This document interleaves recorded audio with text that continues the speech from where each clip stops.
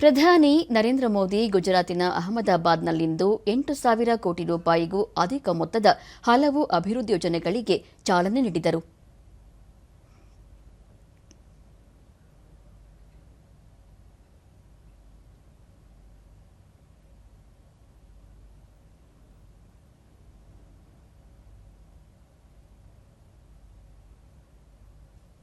ಪ್ರಧಾನಮಂತ್ರಿ ಆವಾಸ್ ಯೋಜನೆಯ ಫಲಾನುಭವಿಗಳಿಗೆ ಸಾಂಕೇತಿಕವಾಗಿ ಕೀಲಿ ಕೈ ವಿತರಿಸಿದರು.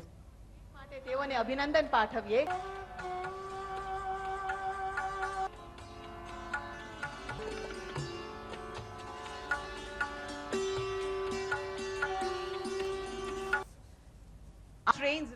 ದೇಶದ ಹಲವು ಭಾಗಗಳಲ್ಲಿ ಸಂಚರಿಸಲಿರುವ ವಂದೇ ಭಾರತ್ ರೈಲುಗಳಿಗೆ ಹಸಿರು ನಿಶಾನೆ ತೋರಿದರು.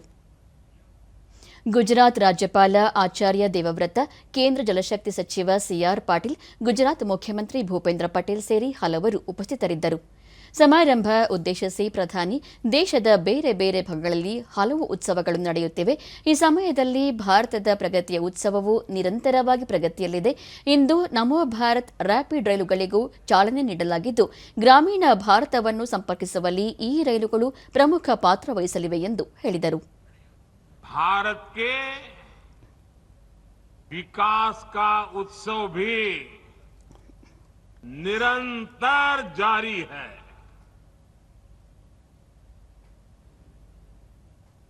अभी यहां से करीब 8,500 करोड़ रुपए के प्रोजेक्ट का शिलान्यास और लोकार्पण हुआ है. इनमें रेल, रोड, मेट्रो ऐसे अनेक प्रोजेक्ट शामिल हैं.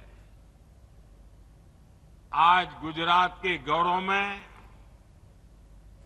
एक और सितारा जुड़ा है. ಇದಕ್ಕೂ ಮುನ್ನ ಪ್ರಧಾನಿ ಅಹಮದಾಬಾದ್ನಲ್ಲಿ ರೋಡ್ ಶೋ ನಡೆಸಿದರು. ग्रहण करने के बाद पहली बार गुजरात के दौरे पर से यहाँ पर देख रहे हैं, लोग लगातार आए जा रहे हैं और ये जो भीड़ आपको दिख रही है, जो प्रधानमंत्री नरेंद्र मोदी की एक झलक पाना चाहती है, हमें जो दृश्य नजर आते हैं वही दृश्य इस बार फिर नजर आ रहे हैं. दूसरी बात, यहाँ पर जिस तरीके से आपने जिसमें रोड के प्रोजेक्ट है, फ्लाईओवर के प्रोजेक्ट हैं, उन सभी का शिलान्यास करने